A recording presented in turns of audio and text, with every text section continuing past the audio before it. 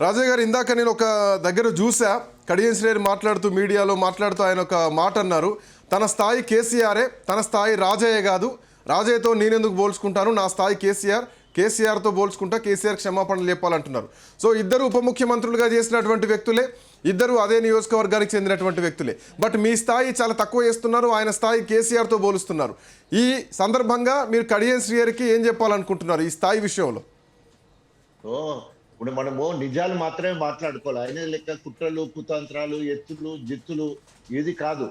ఆయన నేను ఇద్దరము 94 నుంచి వచ్చినప్పుడు నేను స్థానికుని, ఆయన స్థానికేతరుడు. నేను 4 సార్లు కంటిన్యూస్ గా గెలిచిన, ఆయన 4 సార్లు మధ్య మధ్యలో ఓడిపోతూ ఆయన గెలవడం జరిగింది. ఆయన కంటే ముందే నేను ఉప ముఖ్యమంత్రి అయినా, నా తర్వాత ఆయన ఉప ముఖ్యమంత్రి అవడం జరిగింది. నేను అధికార కాంగ్రెస్ పార్టీ ఎమ్మెల్యే పదవికి రాజీనామా చేసి తెలంగాణ కోసము తెలంగాణ జెండా పట్టుకున్నాను. మళ్ళీ భారీ మెజార్టీతో గెలిచాను. ఆయన ఇప్పుడు అవకాశవాద రాజకీయాలు చేసుకుంటూ ఎప్పుడు మరి 4,000, 4,000, 7,000, 15,000 అంటే నేను ఒక్కసారి గెలిచిన దాంతో ఆయన 4 సార్లు గెలిచింది సమానం. ఆయనకి నాకు పోలిక ఇక్కడిది. ఆయనకంటే ముందు ఉప ముఖ్యమంత్రిని, ఆయనకంటే హైలీ క్వాలిఫైడ్, ఆయనకంటే ప్రజా జీవితంలో నేను ఎక్కున్నాను. అంబేద్కర్ ఆలోచనను ముందుకు తీసుకుపోతా ఉన్నాను. అదేవిధంగా ఎస్సీల కోసం, ఏబీసీల కోసం కష్టపడ్డా. తర్వాత జాతీయ స్థాయిలో ఉత్తమ పిల్లల డాక్టర్ని. ఇట్లా చెప్పుకుంటూ పోతే నక్కకు నాగలు అనుకున్నంత తేడా ఉంది. సో ఆయన నాకంటే దేంట్లో ఎక్కువ కుట్రలు, కుతంత్రాలు చేసి, అవకాశవాద రాజకీయాలు చేసి, ఫిరాయింపులు ఎన్టీ రామారావుకు వెన్నుపోటు గురిసి చంద్రబాబు నాయుడు దగ్గరికి, చంద్రబాబు నాయుడుకి వెన్నుపోటు గురిసి కేసీఆర్ దగ్గరికి, కేసీఆర్ గారికి వెన్నుపోటు గురిసి ఇలా రాహుల్ గాంధీకి, బిడ్డ గనుక కేంద్ర మంత్రి పదవి అంటే బీజేపీ పోయినా కూడా ఆశ్చర్యం లేదు. అది ఆయన రాజకీయ చరిత్ర. సో కాబట్టి ఎవరు ఏందని నన్ను ఆయన నడువు, ఆయన నేనన్నాడు కాదు. రేపు ప్రజలే తీర్పిస్తారు. నీకు నిజంగానే దమ్ము, నేను ఎంత చిన్నోని కదా, ఇక్కడ నువ్వు సర్పంచ్ గెలిపించుకున్నావు కదా, మున్సిపాలిటీ గెలిపించుకున్నావు కదా, ప్రజలు నీ ఒక్కనే ఉండదు కదా. మరి రాజీనామా చేసి వచ్చేటానికి ఏమడ్డా అవుతుంది నీకు? మళ్ళీ ఒకసారి రాజయ్యని నేను ఓడగొట్టినని చెప్పుకోరాదు. రాజయ్య స్థాయి చిన్నదే కదా, నువ్వు పెద్దోడివి, నాకంటే వయసులో పెద్దోడివి. ఒప్పుకుంటా, కుట్రలు కుతంత్రాలు చేయడంలో ఆరితేరిపోయినవు, తర్వాత ఫిరాయింపులలో ఆరితేరిపోయినవు. నీతో నేను పోల్చుకోలేను. కానీ ప్రజా జీవితంలో నీకంటే ఎన్నో రెట్లు నేను ముందున్నా, ప్రజా సంబంధాల్లో ముందున్నా.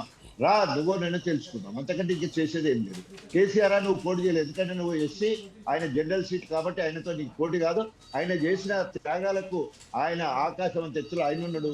నువ్వు పాతాలను తొక్కబడిన నిన్ను తీసుకొచ్చి రాజకీయ జన్మనిచ్చి 10 సంవత్సరాలు అన్ని పదవులు ఇచ్చి పోయేటప్పుడు కూడా నీకు ఎమ్మెల్యే ఇచ్చింది కేసీఆర్ గారు. మొత్తం పార్టీ వదిలి పోయేటప్పుడు కూడా ఎమ్మెల్యే పదవితో పోయినావు నువ్వు బయటికి. కాబట్టి కేసీఆర్ గారిని విమర్శించే స్థాయి కడియం శ్రీహరి గారికి లేదు. ఈ స్పీకర్ నిర్ణయం తర్వాత, స్పీకర్ ఇచ్చిన తీర్పు తర్వాత ఆయన బీఆర్ఎస్ పార్టీలోనే టెక్నికల్గా కొనసాగుతున్నా అంటున్నారు. నేను స్పీకర్ నిర్ణయాన్ని కట్టుబడి ఉన్నానని మాట్లాడుతున్నారు. సో బీఆర్ఎస్ పార్టీలోకి రమ్మని ఆహ్వానిస్తున్నారా, అంటే పార్టీ కార్యాలయానికి రమ్మన్నటువంటి ఆహ్వానం ఏమైనా పంపుతున్నారా కడియం శ్రీహరికి? అది అధిష్టానము ఏ రకమైన నిర్ణయం తీసుకుంటుందో అధిష్టానం కేసీఆర్ గారు పైవారిని తీసుకుంటారు. కానీ ఒకవేళ కనుక ఛాలెంజ్ చేస్తా ఉన్నా, కడియం శ్రీహరి గారు, మీరు హైదరాబాద్ లో ఉన్నప్పుడేమో బీఆర్ఎస్ పార్టీ అని, గన్పూర్కు రాగానే కాంగ్రెస్ అని చెప్తున్నారు. పెళ్ళొక్కరితోటి కాపురం ఒక్కరితో చేసి నేను నంగనాశిని, నాకేం తెలియదు అన్నట్టున్నారు. ఇప్పటికైనా నీకు చిత్తశుద్ధి ఉండేది ఉంటే నువ్వు బీఆర్ఎస్ ఎమ్మెల్యేగా గన్పూర్కు రా. 1000 మంది బీఆర్ఎస్ కార్యకర్తలతో నీకు కండువ కప్పిస్తాం, బ్రహ్మరథం పడతాం. అదే నువ్వు కాంగ్రెస్ కండువ కప్పుకొని కనుక గణపురానికి వస్తే, షొడిషపల్లి గ్రామంలో నీకు చీపురు కట్టలు చూపించింది, చీపురు కట్టలు. అదే ఒకవేళ కనుక కాంగ్రెస్ కండువ కప్పుకొని కనుక గన్పూర్కి వస్తే మహిళలందరూ కూడా చీపురు కట్టలతో తిరగబడతారు, ఎదురు తిరుగుతారని చెప్పేసి హెచ్చరిస్తారు. రాజయ్య గారు, అభివృద్ధి కోసమే ముఖ్యమంత్రిని కలిసి, అభివృద్ధి కోసమే నేను కాంగ్రెస్ పార్టీతో కలిసి పనిచేస్తున్నా అంటున్నారు తప్ప కాంగ్రెస్ పార్టీలో కలిసినా అని చెప్పట్లేదు. సో ఆయన అనుకున్నటువంటి అభివృద్ధి ఏదో మీరు చూస్తున్నారో, ఒక ప్రతిపక్ష నాయకుడిగా, మాజీ ఎమ్మెల్యేగా నియోజకవర్గంలో ఏమైనా అభివృద్ధి చెందిందా? అందుకే గ్రామ పంచాయతీలు కానీ, అందుకే మున్సిపాలిటీ ఎన్నికలు కానీ గెలుస్తున్నారా? ఈ అంశంలో ఏం చెప్తారు? ఆయన రోడ్ల మీద బోర్డులకు, అంటే ఫ్లెక్సీలకు స్పెషలిస్టు కడియం శ్రీహరి. కడియం శ్రీహరి అంటే కమిట్మెంటు, కడియం శ్రీహరి అంటే డెవలప్మెంట్ అని చెప్పేసి ఏ నియోజకవర్గంలో బోర్డులు పెట్టుకోరు.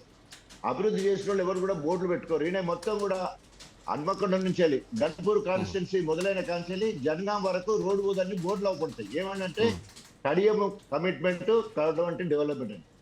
గాడిది గుడ్డేం కాదు ఆయన. కడియం అంటే కన్నింగ్, అదేవిధంగా అభివృద్ధి నిరోధకుడు. ఈ రోజు దేవాదుల సృష్టికర్త అని చెప్పుకుంటాడు. దేవాదులకు బద్ద వ్యతిరేకి మొదటి 17 నెలలు తట్ట మట్టి తీయకపోతే పిండాలు పెట్టిన నేనే పోయి ప్రతిపక్ష నాయకుడిగా ఆనాడు ఆయన టీడీపీ, నేను కాంగ్రెస్ లో ఉన్నాను. తర్వాత 2004 నుండి 23 వరకు ఆయన ఎమ్మెల్యేనే లేడు. ఆయనకు ఆ విషయాలు తెలియవు. మొత్తం కూడా నా ఆధ్వర్యంలో దేవాదుల దాదాపు మరి 15,030 కోట్ల రూపాయలు ఖర్చు పెట్టుకొని 90% పనులు కొట్టినాం. ఇప్పటివరకు అది అట్లాగే ఉన్నది. తర్వాత ఈరోజు డెవలప్మెంట్ ఎక్కడ కూడా అభివృద్ధి నిరోధకుడే తప్ప ఎక్కడ కూడా అభివృద్ధి చేస్తున్న సందర్భం ఉన్నది. కడియం శ్రేణి మార్క్ అంటే ఫిరాయింపులు, కడియం శ్రేణి బ్లాక్ అంటే బ్లాక్ మెయిలింగ్, కడియం శ్రేణి మార్క్ గణపురంలో ఒక్కటంటే ఒక్కడు కూడా లేదు. ఈరోజు కాంగ్రెస్ లోకి పోయి నువ్వు సంక్షేమ అభివృద్ధి ఏదైతే 6 గ్యారంటీలు కానీ 420 హామీలు ఏ ఒక్కటన్నా అదనంగా తీసుకొచ్చినవా? ఏమి లేదు కదా. ఇక నీకు అభివృద్ధి ఎక్కడదక్కడ. ఏదైనా అభివృద్ధి ఉంటే శ్వేతపత్రం రిలీజ్ చేయాలి. ఒక పార్టీ మారినప్పుడు, పార్టీలకు పోయినప్పుడు అదనంగా నిధులు తీసుకురావాల్సిన అవసరం ఉంటుంది, అదనంగా అభివృద్ధి పనులు తీసుకురావాల్సిన అవసరం ఉంటుంది. కొన్ని సంక్షేమ పథకాలు పర్టికులర్ గా గణపురంగా తీసుకురావాలి. ఉదాహరణకి హుజురాబాద్ ఎలక్షన్లు వచ్చినప్పుడు మేము ఎలక్షన్లు పోయినప్పుడు అక్కడ దళిత బంధు అనేది ఒక పైలట్ ప్రాజెక్ట్, అట్లా గణపూర్ కూడా తీసుకురా, గణపూర్ ఒక అట్లాంటివి తీసుకురా. అభయాస్తం ఏది అంబేద్కర్ అభయాస్తం అని చెప్పేసి 12 లక్షల రూపాయలు ఇస్తారని రేవంత్ రెడ్డి మేనిఫెస్టోలో పెట్టాడు. సో అట్లాంటిది ఒకటి తీసుకొచ్చి ఇక చూడు నేను అక్కడ పోయినా ఈ పథకాన్ని తీసుకొచ్చినా, లేదా మహిళలకు 2,500 రూపాయలు ఇచ్చి మహాలక్ష్మి పేరుతోటి నా నియోజకవర్గాన్ని తీసుకొచ్చినా పైలట్ ప్రాజెక్టుగా ఇక్కడ తీసుకురా. ఏ ఒక్కటి అదనంగా తీసుకురాకుండా నేను డెవలప్మెంట్ పోయినట్టే ఎక్కడ లేని డెవలప్మెంట్ గణపూర్లో కొత్తగా ఒరిగేది ఉన్నది. అది 10 సంవత్సరాల బీఆర్ఎస్ హయాంలోనే అన్ని పనులు జరిగినాయి. దానికి సాక్ష్యం నేను. కేసీఆర్ 98 మార్కులు, కేటీఆర్ 91 మార్కులు, హరీష్ రావు 88, డాక్టర్ రాజయ్య 86 మార్కులతోటి అభివృద్ధి సంక్షేమంలో వారు చేసిన సర్వేలో అంత అభివృద్ధి జరిగి గణపురం ఉన్నది. ఈయన ఇప్పుడు ఈ 2 సంవత్సరం 3 నెలల కాలంలో గణపురంకు అది అదనంగా ఒరిగింది ఏమీ లేదు.